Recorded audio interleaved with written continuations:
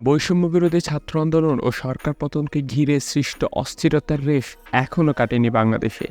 এই অস্থির সময় মানুষের মনে কিছুটা স্বস্তি ফেরাতে পারে ক্রিকেট। টেস্ট সিরিজ খেলতে বাংলাদেশ দল এখন পাকিস্তানে। আজ রাওয়ালপিন্ডিতে শুরু হবে প্রথম টেস্ট। আগের কোচ চান্দ্রিকা হাথুরুসিংহে বলেছিলেন, পাকিস্তানের বিপক্ষে ভালো খেলে দেশের মানুষের মন ভালো করতে মুখিয়ে আছে বাংলাদেশের ক্রিকেটাররা। কাল ম্যাচ পূর্ব সংবাদ সম্মেলনে সেই ভালো খেলার অর্থটা জানিয়ে দিলেন অধিনায়ক নাজমুল হোসেন শান্ত।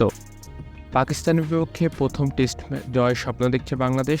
বিশ্ব চ্যাম্পিয়নশিপের অন্তর্ভুক্ত এই দুটি টেস্ট। দু দলের আগের 6টি টেস্ট সিরিজে বাংলাদেশের প্রাপ্তি অতি নগণ্য। 13 টেস্টের 12টি জিতেছে পাকিস্তান। একমাত্র ড্র টেস্টের সিটিতেও জমেছে 9 বছরের ধুলো। এবার বিশেষ কিছু করে বিবর্ণ এই রেকর্ড বদলাতে চান নাজমুল হোসেন শান্তরা। রেকর্ড বদলাতেই পারে। কাজটা সহজ না হলেও এবার আমাদের দল ভারসাম্যপূর্ণ। আমি বিশ্বাস করি এবার আমরা বিশেষ কিছু করতে পারবো। ভালো প্রস্তুতি নিতে পেরেছি।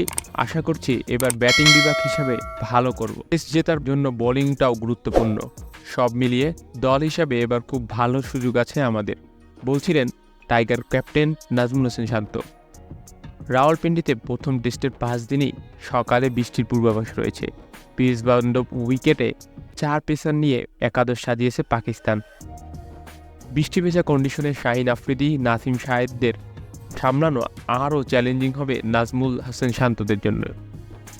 তবে অনুকূল কন্ডিশনে বাংলাদেশের পেসাররাও বাবর আজমদের ঘুম কেড়ে নিতে পারেন বলে মনে করছেন নাজমুল। গত কয়েক বছর ধরে আমাদের পেসাররা খুবই ভালো করছে। বিশ্বমানের 3-4 জন স্পিনারও আছে আমাদের। সকালে উইকেট দেখে আমরা একাদশ সাজাবো। আমাদের কোনো বিভাগেই ঘাটতি নেই, তবে এখানে পেসাররা বাড়তি সহায়তা পায়। তাই এই কন্ডিশনে ভালো করার জন্য মুখিয়ে আছে আমাদের পেসাররা, বলছিলেন শান্ত। জয় দিয়ে করতে উন্মুখ পাকিস্তান, তাই বলে প্রতিপক্ষকে হালকাভাবে নিচ্ছে না পাকিস্তান অধিনায়ক শান মাসুদ। বাংলাদেশের সব বিভাগেই চ্যালেঞ্জিং প্রতিপক্ষ। অভিজ্ঞ ও বিশ্বমানের কয়েকজন ক্রিকেটার আছে তাদের।